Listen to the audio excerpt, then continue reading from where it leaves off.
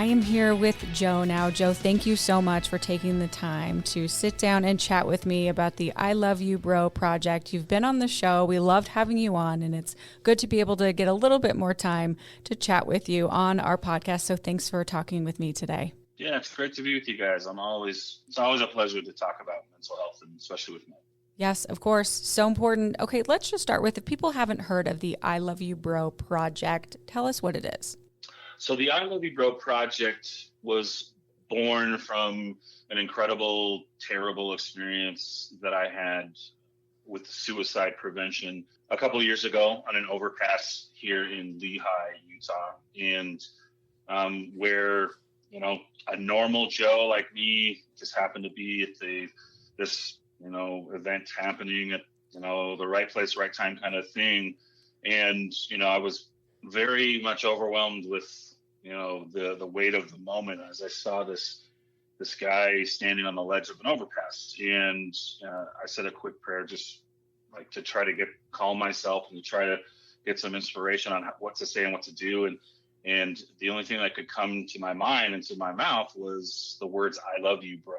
And so I opened my arms to this young guy, and I wanted to give him a hug, and just said, "I love you, bro," over and over. And luckily it was the right thing to say to him at the time, and loved him off the ledge, so to speak, and just sat and cried with him and kind of mourned and grieved with him together. Very connective, very beautiful. Again, terrible experience for me, just because the after effects of the event was it's still with me.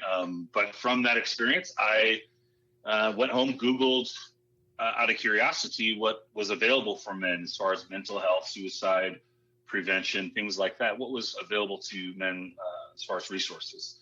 And I found, some basic general campaigns from the AFSP and NAMI, which are good, but just, again, nothing specific to men. Mm-hmm. Found a lot of, retreat-based organizations that were, for people who are, got some money and people who have time, to wait for that. And so essentially found nothing that could help, my new little brother that I loved off the ledge. And so I was like, is this going to be just a beautiful story to tell, or can this be a moment that turns into a movement? And so I decided to start a nonprofit that gave men, specifically men, mental health resources, suicide prevention resources, and access to a brotherhood and love, essentially. And there was the I Love You Bro project. Thank you for sharing that story. I can only imagine being in that moment, Joe, and seeing that person. So thankful you were there. What impact did it have on you personally to experience that? Yeah, I kind of touched on it as I briefly told the story. It's, for me, there's always good. You look at these things and people hear the beautiful story, and it is a remarkable, miraculous story.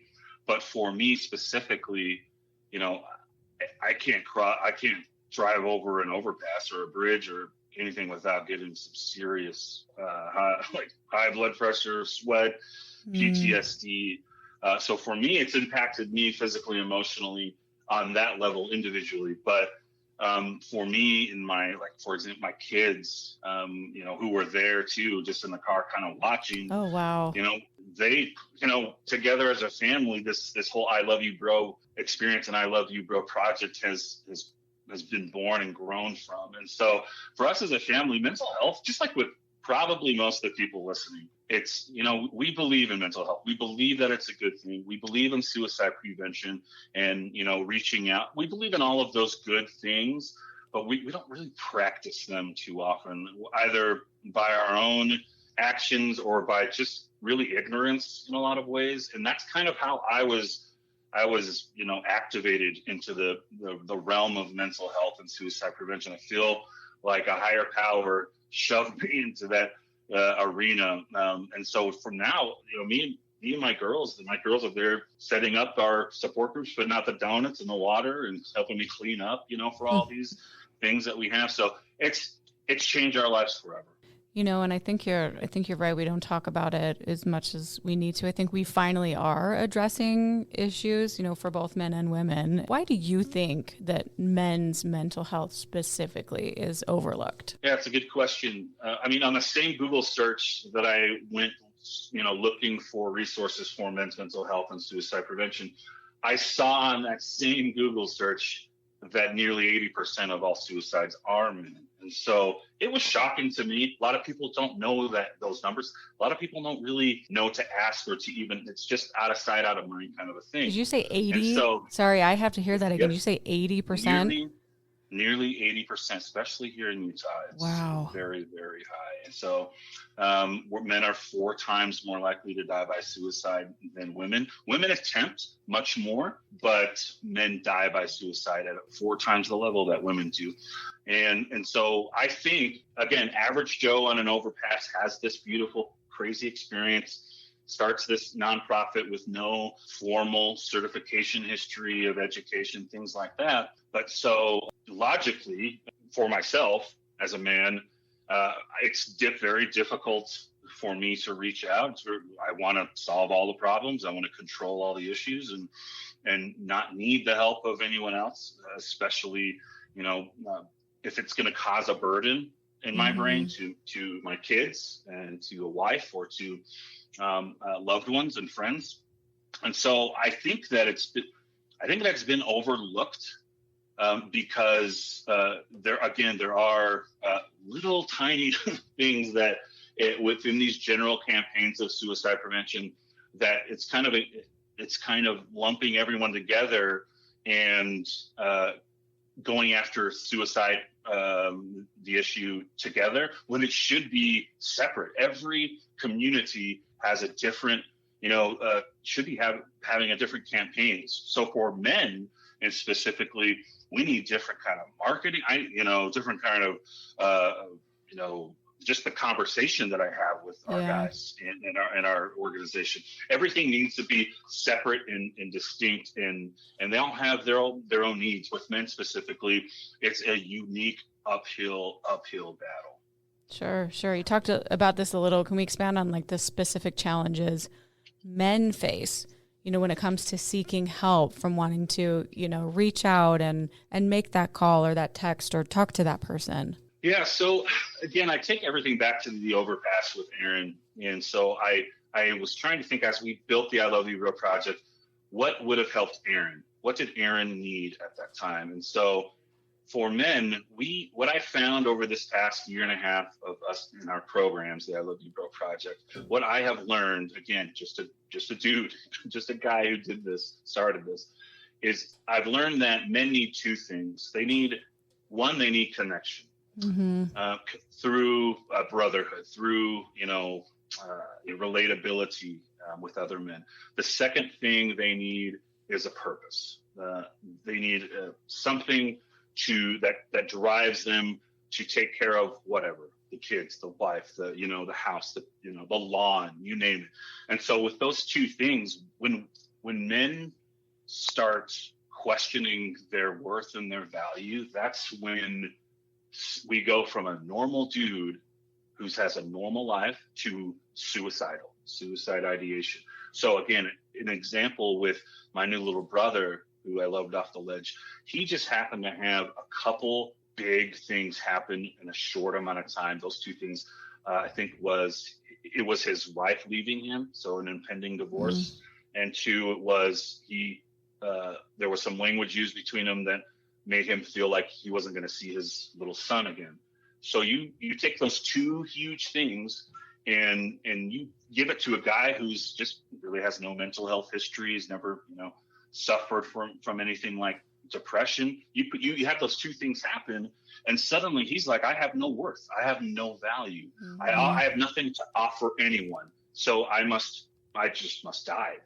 And so I know that sounds so out of the world to a lot of people, but in that moment, that is seriously what men are experiencing. So reaching out for help, Aaron didn't have a specific person men generally are leaning on their wives for that. Once a dude gets married, he kind of gives up his boys, and his bros. Whereas, women maintain those good relationships with sisters, moms, adult children, friends, things like that. And so, again, that burden and that shame of having to get a little bit of help in these, especially in these situations that are just unfathomable, like a normal person in a normal set of, I say normal, I say just a rationality goes out the window. Sure. Yeah. Well, when you have those big things in life and those two things you said that, where he was experiencing, those are huge.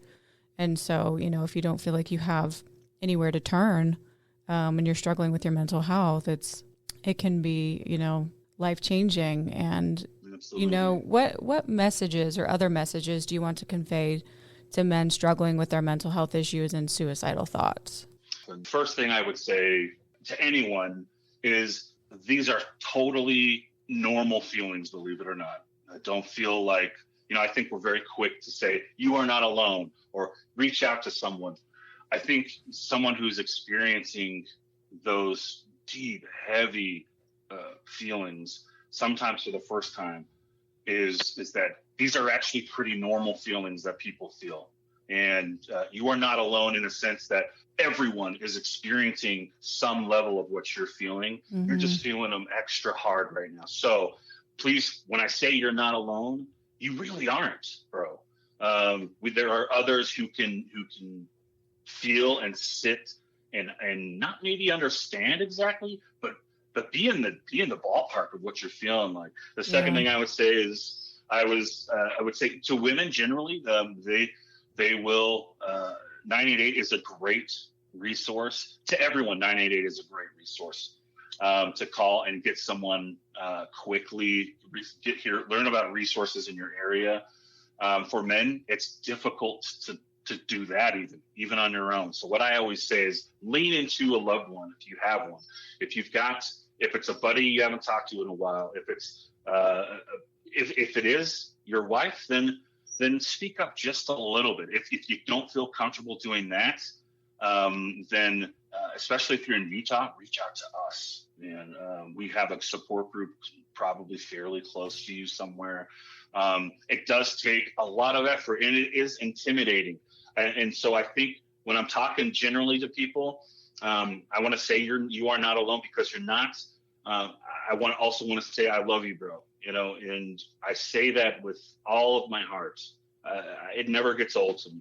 I say it all. I say it all the time. But it's what I do, and it's what it really is that first initial connection. Connect with someone if you're feeling these feelings, because more than likely they've had something, similar, and then they can lead you. Call 988 with you. They can come with you to one of our groups or call us or email me. One way or the other, there are resources out there. Yeah, and you know what? And I've met you, Joe, and you can just feel. I mean, you're one of the most genuine human beings on this planet. As soon as I met you, when Joe says he loves you, he means it. He means it. And if you're listening and struggling, we love you too here at Fresh Living. I love you, and you aren't alone. And I'm so glad, Joe, that you're here to help people through this thing called life. It's hard, it's really hard. And we'll wrap up too in a little bit. I have some more questions for you with 988, but I wanted to ask really quick. You mentioned 988. Can we text that as well, or is that just calling? Yes. You can text or call 988. It is a national number, but when you text or call 988, it will send you straight over to our partners at the Huntsman Mental Health Institute there in Salt Lake City, and they're freaking awesome. I've talked to them. I've gone through the process myself just to learn what that experience is. I invite anyone listening just to go through. You'll learn a bunch on what people tell you. Resources in your area, they'll give you those as well. And so when you do, calling 988 is so intimidating for anyone. And so, or texting even it's a big step, which is understandable. So what I always suggest is, if you have a loved one or a friend who can call with you, it will be a learning experience for both of you, a really bonding, connective experience. I've done it with guys who have come in to our groups who I know are suicidal. They're suffering. And so I'll take them into the next room and we'll call together. It's humanizes 988. Sure. You say 988, hey, call if you experience it. Let's push that out there. That's great and everything. But man, it's intimidating to call that on my own. I would love if someone would do it with me. I may not ask for that, but as people who are have loved ones who might be suffering, let's be proactive and say, dude, you don't have to do that alone. I will do it with you. Yeah. Makes the world a difference if you can have someone there with you. That's so true. Joe, can you explain the various programs offered by the I Love You Bro project, such as like support groups and workshops? Yeah. So again, kind of taking it back to the overpass, what was he needing at the time that could have really helped him? And so the first thing that he was missing was connection. He didn't have anyone he felt he could lean into, a trusted loved one or a friend. And so I was like, okay, well, let's build or facilitate connection between men and offer this through our support groups. So we offer free weekly support groups. They are great, safe spaces for men. Men don't like to say that word safe. We live on the edge. So I'll say like, okay, these are shame-free. This is a shame-free zone for dudes to come, leave their masks at the door. I'm talking dad, husband mask. I'm talking, business mask, and those gym bro masks that are super heavy. I'll say leave that gym bro mask at the door. Come in, feel your feels. And it's, again, the I Love You Bro project with these support groups. We absolutely promote. The first thing is for men to have emotions. Second thing, to show emotions. And the third thing is to share emotions. So our support groups, through this sharing or open invitation to share, we start seeing guys open up a little bit. It's a muscle they haven't been able to use in their life. A lot of times they can't, they don't even know how to cry sometimes, these guys. And so through that sharing and through, when you get a group full of 12 dudes and, 1 or 2, 3, they start sharing. I kind of liken it to karaoke. If you go karaoke, you get the first person. It's tough to get that first person up, start singing. But once the first person gets up, man, the whole room starts opening up a little bit. It's the same that goes with our support groups. And so absolutely, when men can start seeing other men, specifically other dudes, open up and be vulnerable and share their emotions and feelings, that gives them a unspoken permission to do so themselves, so that they can start sharing the stresses of their life, their relationship issues they wish they could solve. These support groups are weekly reminders for men that you have worth, bro. Your worth is not connected to your challenge, to your divorce, to your weight, to your whatever. Ooh, that's good. It's not connected at all. And human beings need to be reminded of that often. And in that we are not our challenges. Our worth is heavenly and glorious. And lots of times our guys, they just need to be reminded of that. And whether you have, if this is a wife listening, or a mom or a daughter, it's so awesome. We won't ask for it, but dudes love to hear, you know what? Thank you so much for showing up. I love that you show up for our family. Men love to hear that. They love to hear that stuff. And so these support groups are first kind of foundational, I would say, program for the I Love You Bro project. And those are weekly. And so from there, we started, again, addressing what his needs were.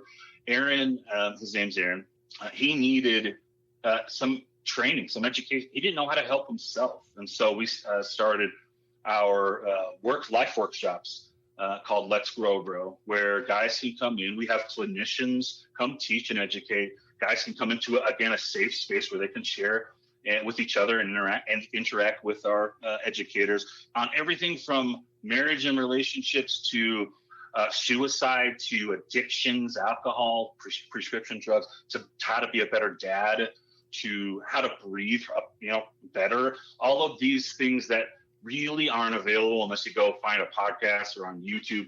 Nothing's interactive like these workshops. They're one of a kind. And so we offer these free workshops that we try to do 1 or 2 a month. we say they're bi-weekly. So, and we change topics often. We have an anger management one coming up.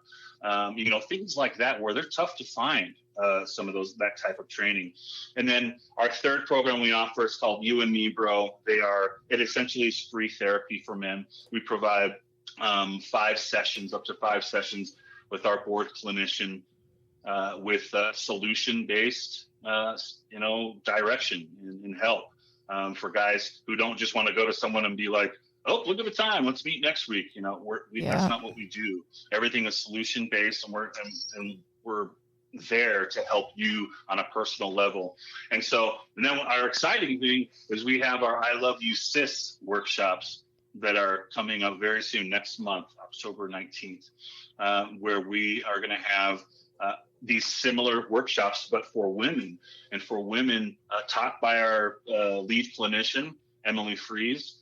She's going to come in and help our women learn how to be a better support to their husband, their son, their, friend.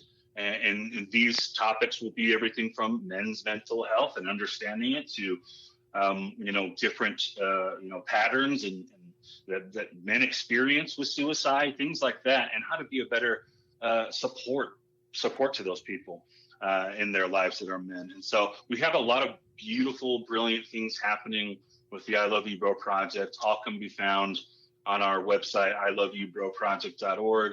Or I think, in my opinion, is just follow us on Instagram. It's, we post pretty often on there daily. You do.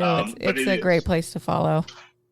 Yeah, it is what we do. And so for anyone listening who, kind of wants to get involved to whatever extent, I'd love to have you shoot me a message, or a dude out there who might be listening, who might be struggling or has a friend or someone who's struggling. 988 is a great resource. I would love if you could, call or talk to them first and then go to your buddy. Ask them straight up, hey, how can I help you that's comfortable for you? Because I want to. And we'd love to have you come to our groups. That's where I try to point all the guys. Mm-hmm. Just come to our group. Just feel it out. See what it's like. You're doing amazing stuff, Joe. I want to ask you a couple more things. What can participants expect from the support group? If they're worried about it being, not safe and supportive and private, sure. And they want to feel safe, of course. So what can people expect if they show up? Yeah, it's a good question. I would say when you come to one of our support groups, so for example, our North Provo group, it's actually at a counseling group called New Beginnings Counseling Group. Our South Provo's at the Rocky Mountain University Counseling Clinic. Those ones are, a little easier for guys to go to because they're at, counseling centers. Whereas our West Jordan group is at a real estate office. It's just a kind of a normal office, So I would say, I'll use West Jordan as an example. When you were if a guy was to walk into a group, he would see a pretty basic, we have chairs, and it is in a circle, believe it or not, dudes, it works. But, we have, you'll see many guys there. It won't be where you are, when you walk in, you are an embarrassed newbie. We have guys there who come very regularly because they love the connections that they build there. But when you come in, you'll sit down. Each group has a facilitator. I do most of them myself. And so we start with ice-breaking, cards, questions, and get to know each other. And then from there, we start opening up a little bit. Sometimes it's me opening up, kind of paving the way, opening up about my week. And I'm a super emotional guy anyway. I don't care what anybody thinks. So I'll be the first one who generally gets emotional. And these guys will, see that and start following my lead. Like I was saying earlier, that they feel that permission to start opening up. And so when you come to one of our groups, they're only an hour and a half. I always say, if you're too embarrassed to say where you're going to go, just tell your wife or whoever you're going to go do some community service for the I Love You Bro Project. There you go. That's essentially what you're doing, bro. When you come, you're coming. The guys who come to our groups, they're coming to not only get that connection, but they're coming to also receive counsel from a really smart group of dudes, from all ages, all different challenges, all different addictions, all different whatever. We have another reason why guys come, and what they seek is, they want to help others. Once they've received counsel and help, they want to come bring that value back to our groups, making them better. And so they are for everyone. Also, obviously, they are for people who are in a crisis as well. We're there for you, but they're also for people who are having beautiful weeks. Please, we invite you to bring your beautiful weeks to our group, because a lot of guys, they don't have the luxury of having that right now. And so our support group's very chill, very open. What can I say? It's an open invitation. They're free. Come check it out. If you don't like it, try another group, because we got multiple groups: Tuesday, Wednesdays, Thursdays, from Salt Lake down to Utah County. Okay, we're going to wrap up here, Joe. You're doing such amazing things. Thank you. I personally thank you for coming on the show, and then also being on our podcast to talk about this. It's so important. It's people's lives, and it's something to be said about not feeling like you're alone, and to hear that just one person is there for you. Joe, if someone's listening, they're going through some stuff, what advice would you give to somebody who's a little hesitant, a little nervous to, seek help for their mental health? First thing I would say is, I'm assuming, these people, if they're in a crisis, I love you, bro. I really do. There are so many people who love you, who want to help you. We just need to give them a little permission to do so. And it's extremely tough for us to think outside of our feelings at the moment. And so these loved ones that we can trust, who want us to stay around, they want us to be with them, and they want to help us. And so we need to let's give them just a little permission to do so. Reach out to them, if it's just through a text or a call, or whoever that trusted loved one is. If you don't have one right now, I feel you. I feel for you too, because I have often not had one myself, because I didn't want to put a burden on my kids, that kind of a burden. I know now I can call or text 988, and there is someone actively waiting to talk to me, who will at least get me to that next step. God, put me in the right direction. We need you here. We need you to show up. We need your love and your value and your spirit and your talent and your love. We really desperately, our community and our families, we need you. That would be the first thing that I would say to you. And it's an open invitation to call or text 988, or to reach out to the I Love You Bro Project. If you are a dude, listen to this, come be with us, bro. Come be Tuesday nights in West Jordan, Wednesday nights in North Provo, Thursday nights South Provo. We're opening up a Thursday night in Murray early next year too. We're trying to get to you guys. We're trying to give us a little bit, bro. Reach out just a little bit, just enough. We want to help. That's so good. Joe, thank you. And yes, remember, you are loved. We love you too here from Fresh Living. I love you. And Joe, I love you, bro. I love you, bros. You guys are awesome. Thank you so much for having me.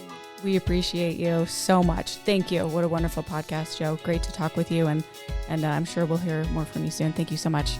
Awesome. Thanks, guys. And thank you for listening to another episode of Fresh Off the Set. Please rate, review, and subscribe. And we will see you next week.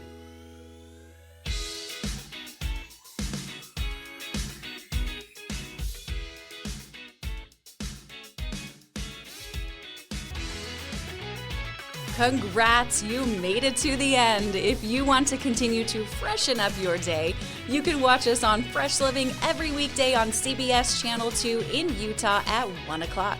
You can also watch us on our YouTube channel, KUTV Fresh Living, and follow us on social media. We will see you next week.